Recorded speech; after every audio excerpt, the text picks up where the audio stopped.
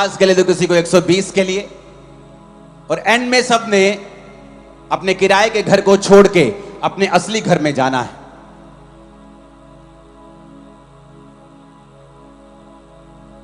तो चाहे आपकी प्रॉब्लम्स शारीरिक हैं, लेकिन उनका हल हमेशा आत्मिक रीति से ही होता है। बाइबल कहती है प्रभु यीशु मसीह के पास एक लकवे के रोगी को लेके आए और जीसस को बोला, जीसस जिस तरह आप ले हैंड करते हैं ना लोगों के ऊपर, प्लीज इस पे ले हैंड कर दे और इसे ठीक कर दें। और जीसस ने कहा, हे पुत्र तेरे पाप माफ हुए। कहते परमेश्वर नहीं, हम पाप माफ नहीं करवाना चाहते, हम चाहते हैं ये चंगा हो जाए और चलने लगे। और जीसस ने कहा, हे पुत्र तेरे पाप माफ हुए। और वचन कहता है जब पाप माफ हुए तो जीसस ने उसे कहा, उठ और अपनी मंजी उठा और घर चला जा। क्योंकि जब पाप माफ हुए, इन सब चीजों को बंद कर दो, ओके, तो शरीर भी चंगा हो गया। इसका मतलब आपकी लाइफ की प्रॉब्लम जो भी है उसका सॉल्यूशन आत्मिक होगा, आत्मिक तरीके से आपकी लाइफ में आएगा। इसलिए बहुत से लोग जब उनको चर्च आने का न्योता मिलता है और कोई बताता है चर्च के बारे में, वो सोचते यार चर्च क्या होगा, अरे यार मेरा बिजनेस नहीं चल रहा, चर्च क्या कर देगी, अरे यार मेरी वाइफ मेरे कंट्रोल में नहीं, चर्च क्या कर देगा उसमें, अरे यार मेरे बच्चे मेरी सुनते नहीं, चर्च क्या कर लेगा। उन्हें यह नहीं मालूम कि ये वाइफ, ये बच्चे, ये बिजनेस, ये पैसा, ये शरीर, ये दुनिया, ये देखने वाली सब चीजें परमेश्वर ने बनाई हैं। आपका दिल, आपका दिमाग, आपके बच्चों का दिल दिमाग, रूह जिस्म जान, उसकी सोचें परमेश्वर के हाथों में है। तो जब आज आपको आत्मिक सॉल्यूशन मिलने वाला है, मेरा विश्वास है आप उसे फॉलो करेंगे। परमेश्वर ने चंडीगढ़ के विषय में मुझे एक विजन दिखाया। जब मैंने खुदा से कहा, प्रभु मैं क्या बोलूंगा वहां जाके, मैं अपनी ओर से कुछ नहीं कहना चाहता, मैं अपनी बाइबल स्टडी से कुछ नहीं बोलना चाहता, मुझे गहरी बातें बोलने का शौक नहीं है क्रूसेड्स के ऊपर, मैं क्या बताऊं। परमेश्वर ने मुझे बताया कि जाके चंडीगढ़ के लोगों को बोल कि तुम्हें ज्यादा दिया गया है, तुमसे ज्यादा मांगा जाएगा। मैंने कहा प्रभु इसका मतलब क्या है। प्रभु ने कहा मैंने चंडीगढ़ के लोगों को ज्यादा दिया है, इनके तोड़े ज्यादा दिए हैं इनको। बाइबल में एक को 5, एक को 2 और एक को 1 दिया था। 5 वाला गया और 5 के साथ 5 कमाए, 2 वाले ने 2 के साथ 2 कमाए, 1 वाले ने मिट्टी में छुपा दिया, कहा मैं डर गया था, तू कठोर मनुष्य है, बॉस जब तू आता तो मेरी क्लास लेता इसलिए मैंने छुपा दिया। और बॉस ने कहा तू मुझे अगर कठोर समझता है तो मैं कठोर ही हूं, जाओ इसको वहां फेंको जहां रोना और दांतों का पीसना हो। प्रभु ने मुझसे कहा मैंने चंडीगढ़ के लोगों को ज्यादा दिया है और मैं ये चाहता हूं कि ये ज्यादा मुझे वापस करें। अब मैं आपको बताता हूं परमेश्वर आपकी लाइफ से क्या चाहता है और क्यों चाहता है। आप नोटिस करेंगे एक व्यक्ति जितना टैलेंटेड होता है, शैतान उतना ही उस पर अटैक करने की कोशिश करता है। प्रभु ने मुझसे कहा कि इनको क्या कहना है कि इनकी लाइफ में वो खालीपन ना रहे जिससे ये जूझ रहे हैं, वो ट्रबल, वो मानसिक डिप्रेशन, वो जिंदगी की तंगियां जिनमें से ये निकल रहे हैं और इनको मालूम नहीं कि निकलना कैसे है। ये वचन तू इन्हें बताएगा और ये इस वचन को मानेंगे और आने वाले समय में निकल जाएंगे। प्रभु यीशु मसीह की सबसे इंपॉर्टेंट आज्ञा क्या है बाइबल में?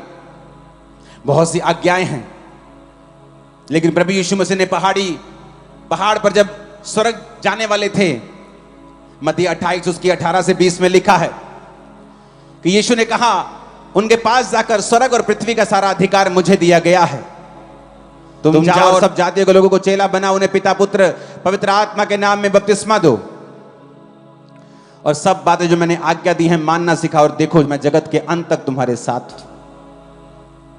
सबसे मोस्ट इंपॉर्टेंट आज्ञा है जीसस क्राइस्ट की। जब वो जीवित स्वर्ग पर चढ़ाए जाने वाले थे, कि जाओ इनको बोलो कि ये लोग मेरी सेवा करें। लोग बोलते हैं मैं सेवा करूं, मैं तो इंजीनियर हूं, मैं कैसे सेवा करूं, मैं डॉक्टर हूं, मैं तो एक आईटी कंपनी में जॉब करता हूं, मैं तो हाउस वाइफ। यहोशू 24 उसकी 15 आयत में लिखा है, यहोशू ने कहा सब लोगों से, यदि यहोवा की सेवा करना तुम्हें बुरी लगे तो आज चुन लो तुम किसकी सेवा करोगे। उन देवताओं की जिसकी सेवा तुम्हारे पुरखा महानद के उस पार करते थे, अमोरियों के देवताओं की सेवा जिसके देश में तुम रहते हो, परंतु मैं तो अपने घराने समेत यहोवा की सेवा नित्य करूंगा। पुराने नियम में, नए नियम में, दोनों नियम में हमें परमेश्वर यह बताता है कि एक्चुअल में हम लोग उसकी सेवा करने के लिए चुने गए हैं। सारे, आप डॉक्टर हैं तो भी जाओ और चेला बनाओ, आप इंजीनियर हैं तो भी, आप एक विश्वासी हैं तो भी, आप एक हाउस वाइफ है तो भी, ये बुलाहट है जो आप सबको दी गई है। जब आप लोग इस बुलाहट पे नहीं चलेंगे, उसके बाद फिर निराशाएं हमारी जिंदगी में प्रवेश करेंगे, एक खालीपन प्रवेश करेगा बीमारी के रूप में। फिर आप कंप्लेंट करेंगे मेरा पति मेरी बात नहीं सुनता, मेरे बच्चे मेरी बात नहीं सुनते, मुझे वो सेटिस्फाइड नहीं करते, क्योंकि आप भूल गए अपने बाप को सेटिस्फाइड, अपने पिता को, अपने जीसस को सेटिस्फाइड करना, क्योंकि उसने आपको सेवा के लिए बुलाया है। सेवा करने से क्या होगा? क्या हम सब सेवा के लिए बुलाए गए हैं? हां, हम सब सेवा के लिए बुलाए गए हैं। एक पास्टर भी सेवा के लिए बुलाया गया है और एक विश्वासी भी सेवा करने के लिए बुलाया गया है।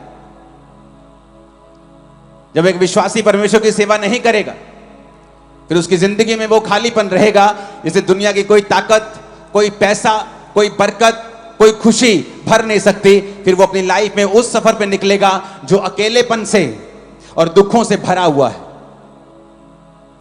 फिर आप क्वेश्चन करेंगे, परमेश्वर अगर मेरी लाइफ में तू है तो मेरी लाइफ ऐसी क्यों है? अगर मेरी लाइफ में तू है तो मेरी जिंदगी फिर ऐसी क्यों है? लगता क्यों नहीं है कि तू मेरी लाइफ में है? क्योंकि आप अपनी लाइफ की जो पहली कॉलिंग है सेवा करना, उसे आपने दूसरे, तीसरे, चौथे और लास्ट नंबर पे कर दिया है। परमेश्वर ने कहा है कि मैं सेवकों को बेस्ट दूंगा। गिनती 18 उसकी 10 से 12 आयत में लिखा हुआ है, उत्तम से उत्तम ताजा तेल, उत्तम से उत्तम नया दाख मधु, गेहूं, इसकी पहली उपज जो यहोवा को दे वह मैं तुझको देता हूं। यानी याजकों के लिए परमेश्वर बात करता था। और पुराने नियम में कोई कोई याजक कोई कोई सेवा करता था, लेकिन प्रकाशित वाक्य 1 उसकी 5 और 6 के अनुसार जब प्रभु यीशु मसीह मुर्दों में से जी उठे तो हर एक विश्वासी प्रभु के सामने एक याजक के रूप में खड़ा हो गया। अगर आज आपको पाप माफ करवाने हैं तो आपको याजक के पास या मेरे पास आने की जरूरत नहीं है। आप डायरेक्ट घर से प्रार्थना कर सकते, प्रभु मुझे माफ कर, तो परमेश्वर आपको माफ करेगा। मेरा रोल है परमेश्वर का वचन आपको बताना, मसीह में आपकी उन्नति करवाना और आपको परमेश्वर के करीब रखना और आपको सब बातें सच सच और सही सही बताना। तो परमेश्वर ने कहा, मैं जब एक सेवक को देखता हूं जो मेरी सेवा करता है, पुराने नियम में थोड़े होते थे याजक, पर नए नियम में जब परमेश्वर आपको देखता है वो एक याजक के रूप में देखता है। तो जब आपको वो देखता है याजक के रूप में, वो ये भी देखता है कि मैं अपने बेटे को, अपनी बेटी को बेस्ट दूंगा, हर चीज बेस्ट दूंगा, इसकी लाइफ में हर चीज को मैं बेस्ट तरीके के साथ करूंगा, क्योंकि ये मेरी सेवा करने वाला है। वचन में लिखा है यूहन्ना 12 उसकी 26 आयत में, यदि कोई मेरी सेवा करे तो मेरे पीछे हो ले, जहां मैं हूं वहां मेरा सेवक होगा। जीसस ने कहा, यदि कोई मेरी सेवा करे मेरा पिता उसका आदर करेगा। यीशु ने कहा, अगर कोई मेरी सेवा करेगा, जो कोई जीसस की सेवा करेगा, पिता उसका आदर करेगा। आज पत्नी ढूंढती है आदर, मेरे इन लॉ फैमिली मेरा आदर नहीं करते, मेरे पेके मेरे हस्बैंड का आदर नहीं करते, हमारे लोग हमारा आदर नहीं करते, मेरे बच्चे मेरा आदर नहीं करते। जब आदर आपको ऊपर से ना दिया जाए तो आपके पास नहीं आ सकता। जब ऊपर ही ब्लॉक कर दिया जाए तो धरती पर आप कुछ नहीं पा सकते। तो यीशु ने कहा अगर कोई मेरी सेवा करेगा मेरा पिता उसका आदर करेगा। वो अपने घर में आदर पाएगा, अपने बच्चों में आदर पाएगा, अपनी कलीसिया में आदर पाएगा, अपने काम वाली जगह के ऊपर जहां वो काम करता है वहां वो आदर पाएगा। ये मेरा फेवर होगा, ये रिजल्ट होगा, ये आउटकम होगा इस चीज का कि ये व्यक्ति मेरी सेवा करता है। कैसे सेवा करते हैं आप परमेश्वर की? अपनी लाइफ से, पापों से मन फिरा के, अपना जीवन पवित्रताई में बिता के आप उसकी सेवा करते हैं। अपनी चर्च में आप सेवा करते हैं परमेश्वर की, अपनी जिंदगी से सेवा करते हैं। आप अपनी चर्च में हैं, आप सेवा करते हैं, आप टेंट बिछाते हैं, आप लंगर खिलाते हैं, आप वॉलंटियर की सेवा करते हैं। आप कुछ ना कुछ सेवा करें, चाहे वो सुसमाचार की हो, चाहे वो किसी भी चीज की हो। एक विश्वासी अगर चर्च में बिना सेवा के है, वो अपनी पोजीशन को पहचान नहीं पा रहा है और पीछे है वो। आप सब वॉलंटियर नहीं बन सकते, लेकिन आप सुसमाचार देने के लिए जा सकते हैं, आप बीजों को बो सकते हैं, आप फाइनेंशियली प्रार्थना से, उपवास से आप सेवा कर सकते हैं। अपने टैलेंट से, अपने वरदान से, आप सीए हैं, आप इंजीनियर हैं, आपकी चर्च को, आपके लोगों को आपकी जरूरत है, आप उससे अपनी सेवा कर सकते हैं। अपनी लाइफ से सेवा कर सकते हैं, चर्च में सेवा कर सकते हैं, अपने समय को दे सकते हैं। आज भी आप समय निकालकर यहां पर आए हैं, अपने टैलेंट से आप खुदा की सेवा कर सकते हैं। और वैसा ही आप अपने बच्चों को चलाएं। आज यहूदी पूरी दुनिया में कामयाब बिजनेसमैन क्यों हैं? पावरफुल क्यों हैं? अमेरिका का सारा मीडिया यहूदियों के पास क्यों है? जब बच्चा छोटा होता है तभी से टाइट देना सिखाते हैं, प्रार्थना करना सिखाते हैं, यहोवा को प्रथम स्थान देना सिखाते हैं, और इसीलिए वो दुनिया में प्रथम रहते हैं। परमेश्वर ने कहा अगर तू मुझे पहला रखेगा मैं तुझे पहला रखूंगा। तू सिर ठहरेगा, तू पूंछ नहीं ठहरेगा। तू आगे होगा, मैं तुझे इज्जत दूंगा, मैं तुझे बरकत दूंगा। भजन संहिता 91 उसकी 11 और 12 आयत में लिखा है। लेकिन उससे पहले मैं चाहता हूं हम एक आयत को पढ़ें। अगर आपकी स्क्रीन पे एक आयत नहीं आई तो आप बाइबल से निकाल लें उसे। भजन संहिता 91 उसकी एक आयत। He that dwelleth in the secret place of the Most High, जो सर्वशक्तिमान के छाए हुए, जो परम प्रधान के छाए हुए स्थान में बैठा रहे, वो सर्वशक्तिमान की छाया में ठिकाना पाएगा। लोग बोलते मैं सेवा क्यों करूं? कहता shall abide under the shadow of the Almighty। Shadow का मतलब है तसेल, इब्रानी भाषा का 6738वां शब्द। तसेल, डिफेंस। कहता अगर तू मेरे छाए हुए स्थान में बैठा होगा। क्या है परमेश्वर का छाया हुआ स्थान? He that dwelleth मतलब यशब, इब्रानी भाषा में यशब, यानी वो कुर्सी जो खुदा ने तुम्हें दी। कौन सी? एक विश्वासी होने की। मैं एक विश्वासी हूं, ये परमेश्वर ने मुझे ये कुर्सी दी है। यानी मुझे उस कुर्सी पे, जैसे एक एसएसपी साहब को कुर्सी मिलती है, उनका रिएक्शन, उनका काम उस कुर्सी के मुताबिक होता है। तो लिखा ही दैट ड्वेलेथ, इब्रानी भाषा का 3427वां शब्द यशब, जो परम प्रधान के छाए हुए स्थान में बैठा रहे, यशब करे, जिसका मतलब है कि वो कुर्सी को संभाल के रखे। To sit down. कहता वो सर्वशक्तिमान की छाया में ठिकाना पाएगा। तसेल, छाया का मतलब है तसेल। इसको पूरा दिखे। हां, इसका मतलब क्या? एक कुर्सी आपको मिली एक विश्वासी होने की। क्या आप उस कुर्सी के मुताबिक काम कर रहे हैं? एक विश्वासी होने के नाते आपको चर्च के दर्शनों में साथ देना है। क्या आप दे रहे हैं? एक विश्वासी होने के नाते आपको अपने पास्टर्स के लिए, अपने लीडर्स के लिए प्रार्थनाएं और उपवास करने हैं। क्या आप कर रहे हैं? एक विश्वासी होने के नाते आप अपने चर्च में संडे, थर्सडे, वीकडेज में होने चाहिए, जब वो बुलाते हैं वहां सेवा करने के लिए। क्या आप ऐसा कर रहे हैं? फिर आप बोल सकते हैं कि हां, मैं सर्वशक्तिमान की छाया में बैठा हूं, जो परम प्रधान के छाए हुए स्थान में बैठा रहेगा। यशब, टू सिट डाउन। अगर आप चर्च में सेवा नहीं करते, आप उसके छाए स्थान में नहीं हैं। आप एक जीवित चर्च का हिस्सा नहीं है, तो आप उसके छाए स्थान में नहीं हैं। क्यों? क्योंकि वही आपको ड्यूटीज देंगे, वही आपको काम देंगे, वो बताएंगे आपको क्या करना है, किस तरह से रूहों को बचाना है। हालेलुया। कहता डिफेंस में, द सेल, वो उसके डिफेंस में ठिकाना पाएगा। यानी यहोवा का डिफेंस उसकी ओर होगा। जो सेवा करेंगे उनके ऊपर डिवाइन प्रोटेक्शन रहेगी, प्रोटेक्शन रहेगी, उनके ऊपर एक सुरक्षा रहेगी। क्योंकि परमेश्वर ने कहा है, अगर तू मेरी सेवा करेगा तो मैं तुझे डिफेंस दूंगा। जब एक देश का गृह मंत्री आपको डिफेंस देता है, आपको सुरक्षा देता है, तो वो खुद आपकी सुरक्षा करने नहीं आ जाता। वो किसको भेजता है? अपनी आर्मी को भेजता है, अपने कमांडोज भेजता है, बेस्ट लोगों को भेजता है। कहता जाओ इसकी सुरक्षा करो, इसको वाई कैटेगरी Z++ Z दो, सुरक्षा करो इसकी, मैं तुम्हें डिफेंस देता हूं।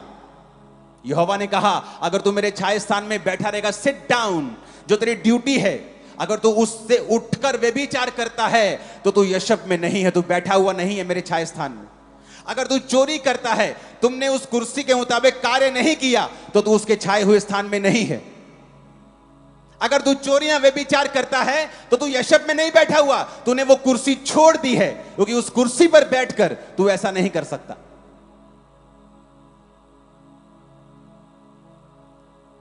एक ऑफिसर संविधान के साथ बंधा हुआ, जब वो कुर्सी पे बैठा है, संविधान से बंधा हुआ है।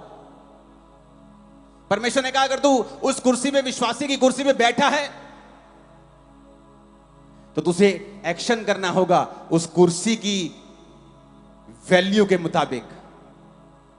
तू गुंडागर्दी नहीं कर सकता, तू मार कुटाई नहीं कर सकता, तू अन्य सारी जगहों के ऊपर तू नहीं घूम सकता।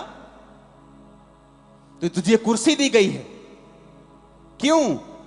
कहता जो छाए स्थान में बैठा रहेगा, यहोवा अपना डिफेंस भेजेगा।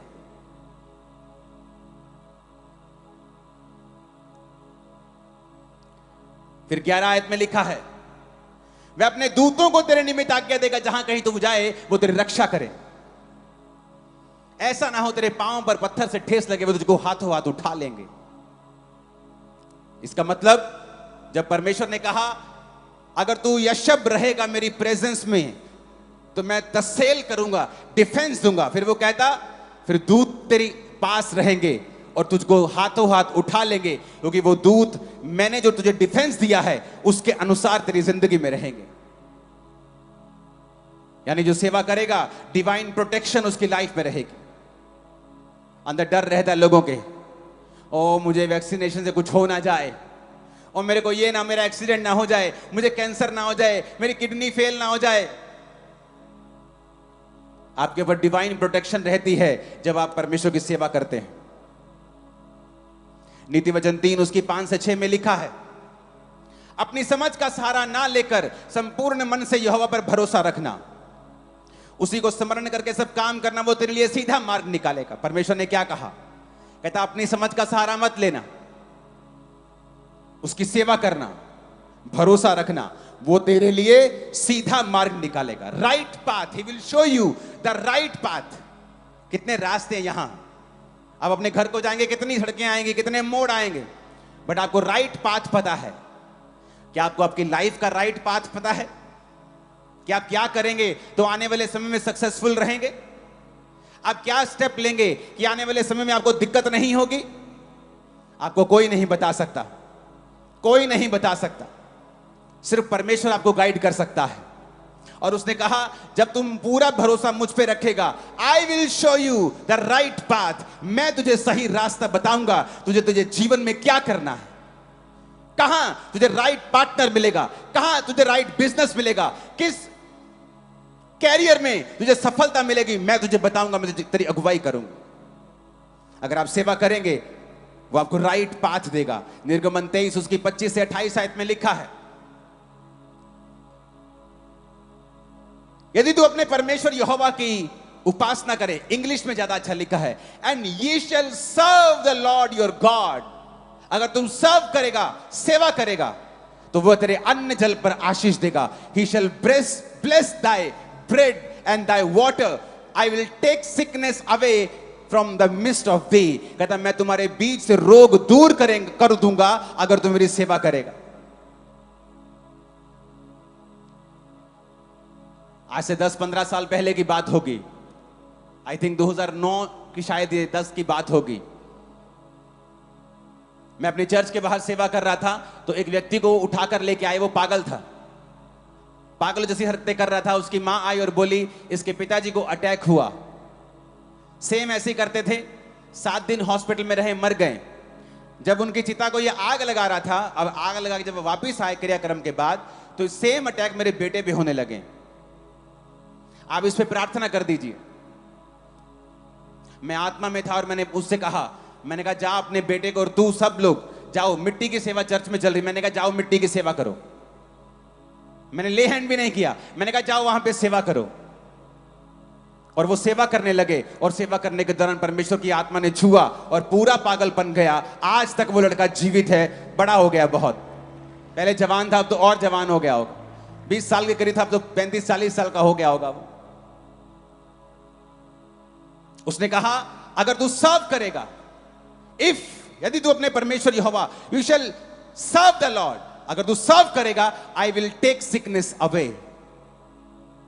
मैं तेरे अन्न जल पर आशीष दूंगा, मैं सिकनेस को तेरे बीच से दूर कर दूंगा. बहुत से विश्वासी रोते हैं प्रभु के सामने, प्रभु मैं बीमार क्यों हूं? क्योंकि तुम सेवा नहीं कर रहे हो. तुम्हें लगता है तुम विश्वासी हो, तुम चर्च जाते हो, यही एहसान है चर्च के ऊपर. पादरी दे यही एहसान है, चर्च जाने यही आ गए हैं चर्च. ये तो पहला स्टेप है. सेकंड स्टेप है उस चर्च में जाओ, फिर काम ढूंढो, प्रार्थना से, उपवास से, टाइट से, हर चीज से, टैलेंट से, काम से, सुसमाचार देने से, हर तरह से सेवा करो. मैंने अपनी लाइफ में पर्सनल एक्सपीरियंस किया है. जो लोग सेवा में होते हैं उनके काम दूसरे लोगों के मुकाबले जल्दी होते हैं, उनकी हीलिंग जल्दी होती. वो भी मुसीबत में फंसते हैं, धर्मी फंसता है लेकिन जल्दी निकल जाते हैं. जीसस ने सेवा की, ऐसी सेवा आज तक किसी ने नहीं की. जब क्रूस पे थे तो जल्दी मर गए. पिलातुस हैरान, कहता मर गए? कहता जीसस इतनी जल्दी कैसे मर गए? कहता मर गए. कहता नहीं, वो चेक करके आओ. तो चेक करने के दौरान फिर उसकी पसली में नेजा मारा गया था. क्योंकि जब क्रूस पे लटकाया जाता था तो 2-2, 3-3 दिन लोग लटके रहते थे, उनकी जान निकलती नहीं थी. वो जान जल्दी निकल गई, जल्दी खत्म हो गया काम, क्योंकि वो उसकी सेवा करते थे. वो दुख जल्दी निपट गया, वो जल्दी खत्म हो गया. अपने पड़ोसी को जोर से बोलो सेवा कर. आमीन. आगे पढ़ेंगे इस आयत को. तेरे देश में ना किसी का गर्भ गिरेगा, ना कोई बांझ होगी, और तेरी आयु में पूरी करूंगा. जिन लोगों के बीच में तू जाएगा उन सबों के मन में मैं अपना भय संवा दूंगा, उनको व्याकुल कर दूंगा, तेरे शत्रुओं की पीठ तुझे दिखाऊंगा. फिर से दोबारा पढ़ेंगे आयत को 26 को. तेरे देश पे कहता गर्भ नहीं गिरेगा, तुझे गर्भ का फल मैं दूंगा, तुझे वंश दूंगा, तेरी आयु पूरी करूंगा. भजन संहिता 91:16 में भी लिखा है, मैं तुझे उद्धार दिखाऊंगा और तुझे दीर्घ आयु से तृप्त करूंगा. किसके लिए? सबके लिए नहीं है ये.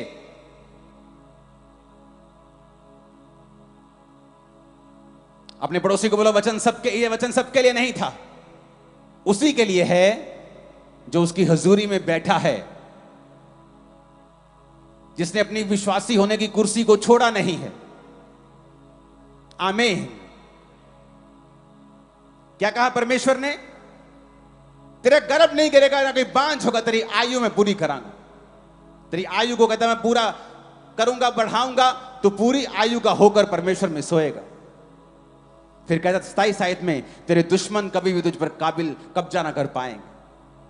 वो शैतान, वो बीमारी, वो तुम्हारे एनिमी, तुम्हारी बुलाहट के दुश्मन हमेशा तुमसे शर्मिंदा रहेंगे अगर तू मेरी सेवा करेगा तो। क्योंकि 25 आयत को मत भूलना, लोग 27 आयत को कमांड करते रहते, क्लेम करते रहते हैं, प्रभु तेरे वचन में लिखा तू दुश्मनों की पीठ दिखाएगा। पर क्या तुमने 25 आयत पूरा की कि तू अपने परमेश्वर यहोवा को अगर सर्व करे तो?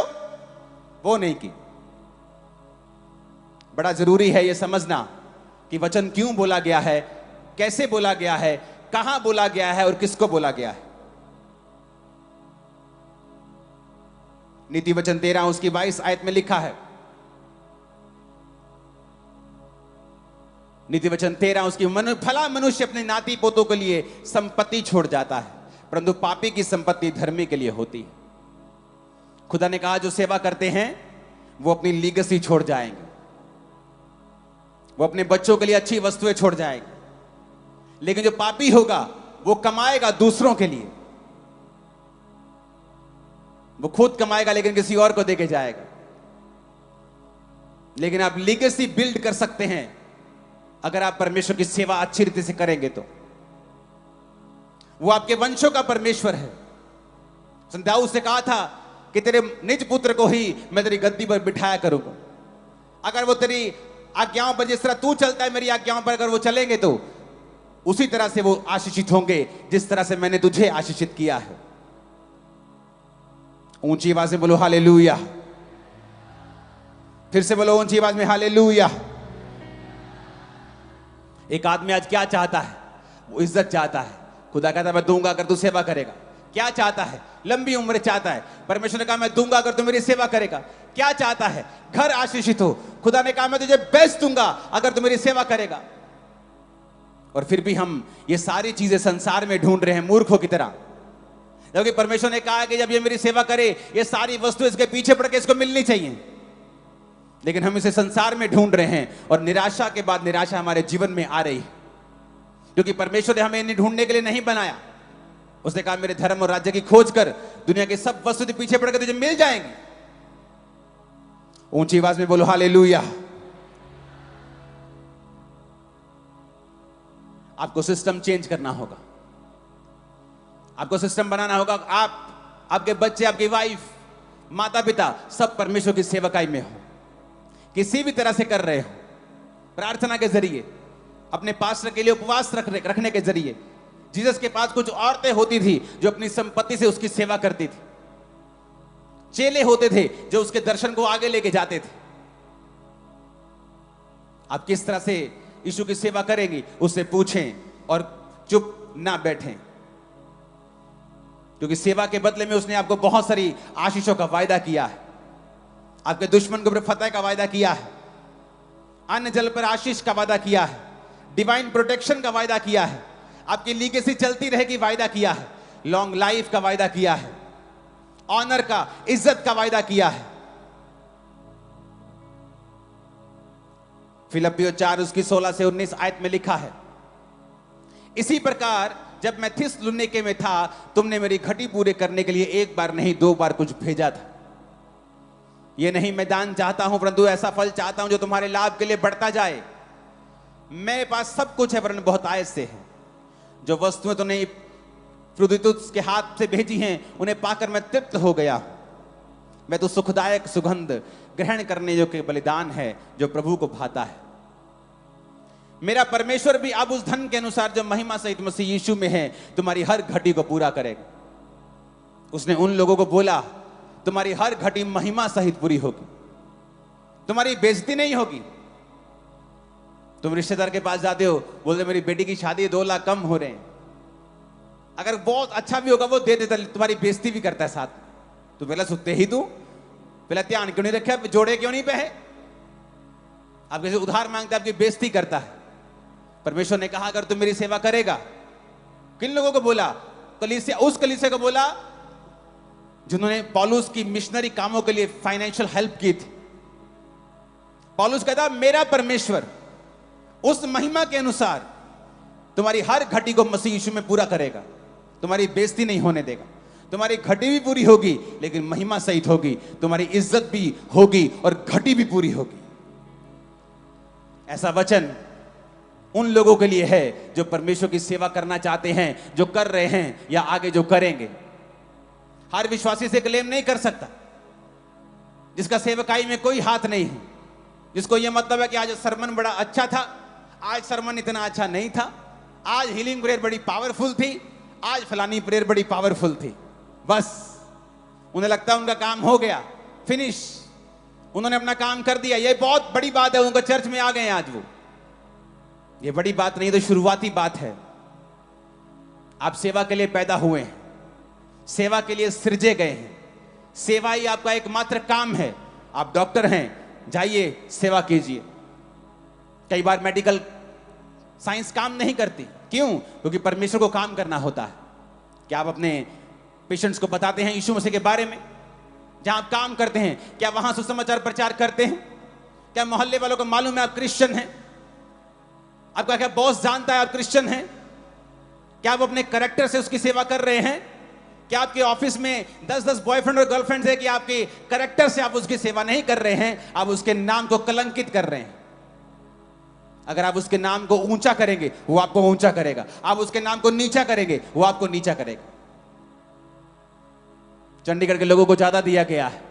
आप 5 तोड़े वाले क्रिश्चियन हैं, टैलेंट भी ज्यादा है आपके पास, सोर्सेस भी ज्यादा हैं आपके पास, दूसरों से ज्यादा है, तो याद रखिए आपके पास ज्यादा है, आपसे ज्यादा मांगा भी जाएगा। प्रभु आपसे हिसाब भी लेगा कि मैंने तुझे ज्यादा दिया है दूसरों से, मैं तुझसे हिसाब भी लूंगा दूसरों से ज्यादा। घबराए मत, आपके पास ज्यादा है, आनंदित हो, क्योंकि आप सेवा के लिए इस्तेमाल होने वाले हैं।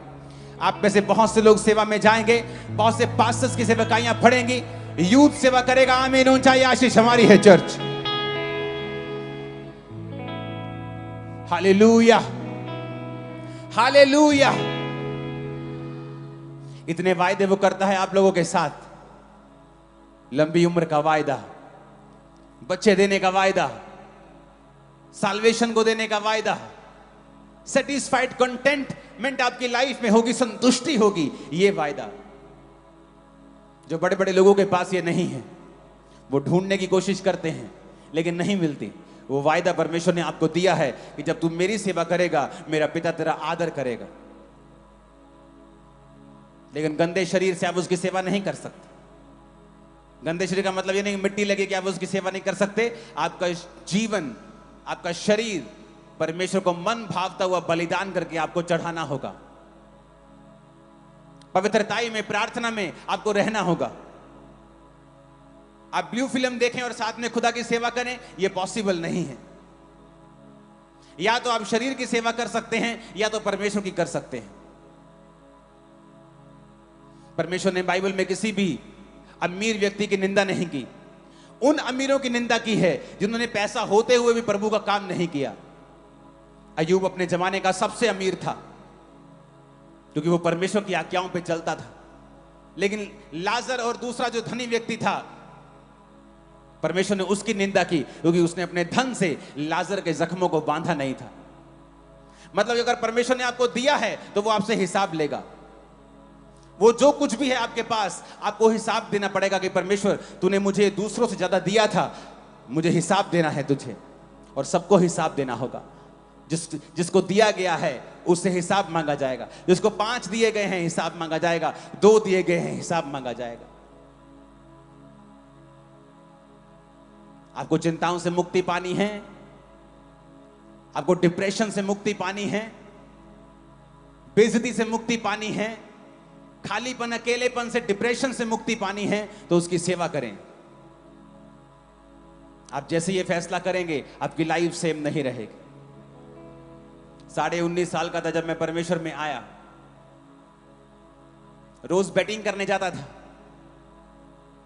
लेकिन जब प्रभु में आया तो मुझे मैसेज आते थे शाम को चर्च से कि चर्च में आया कर, शाम को सेवा करेंगे। मैंने कहा ठीक है। शाम को 5 बजे सेवा पे जाना शुरू कर दिया। मसीह में आने के लोग सालों बाद सेवा शुरू करते हैं। मेरी सेवा 2-2.5 महीने में शुरू हो गई थी। 1.5 महीने में मैंने बैप्टिज्म ले लिया था। 2-2.5 महीने में मैंने सेवा करनी स्टार्ट कर दी थी। अपने पास्टर को लेके जाना, लोगों को यीशु मसीह के बारे में बताना, जितना मालूम था उतना बताता था। मेरे विश्वास में मैं कोई अलग आपको मालूम है कोई अलग आदमी नहीं, कोई स्वर्ग से उतरा हुआ नहीं, लेकिन मेरी आशीषें दूसरों से ज्यादा हैं। क्यों? क्योंकि मैंने खुदा की सेवा की है, बस यही कारण है। आज के बाद आपकी आशीषें दूसरों से ज्यादा होंगी। मैं आपको सेवा करने के लिए समर्पित करता हूं परमेश्वर के सामने। यीशु के लहू को आप पर लगाता और अनॉइंटिंग ऑयल स्वर्गदूत आपको लगाए और सेवा के लिए नियुक्त कर दे आज यीशु के नाम में। आमीन हो जाए। आशीष हमारी है चर्च। आप तैयार हैं उसकी सेवा करने के लिए? आपका जो सवाल है उसका हल, उसका सल्यूशन सेवा के पीछे छुपा हुआ है। आपके दुखों का हल, रोने का हल आपकी सेवा के पीछे छुपा हुआ है।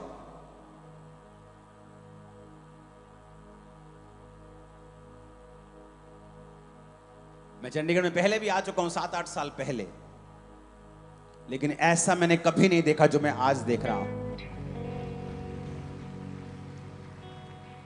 मैंने एक्सपेक्ट नहीं किया यहां भी किलोमीटर्स में लोग होंगे, ऐसा एक्सपेक्ट नहीं किया था। लेकिन इस मीटिंग में आने से पहले मुझे यह मालूम था कि शैतान बहुत गुस्से में है, क्योंकि उसको मालूम था ये वचन जो मैं देने जा रहा हूं, आप में से सब लोग खुदा की सेवा में चले जाएंगे। सब लोग रोज सुसमाचार को सुनाएंगे, अपने टैलेंट से, अपने गिफ्ट से खुदा की सेवा करेंगे।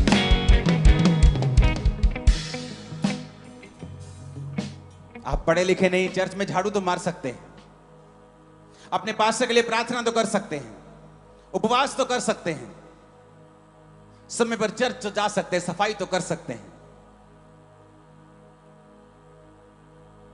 जिनको प्रभु ने ज्यादा दिया है वो सेवा से उतना ही दूर हैं।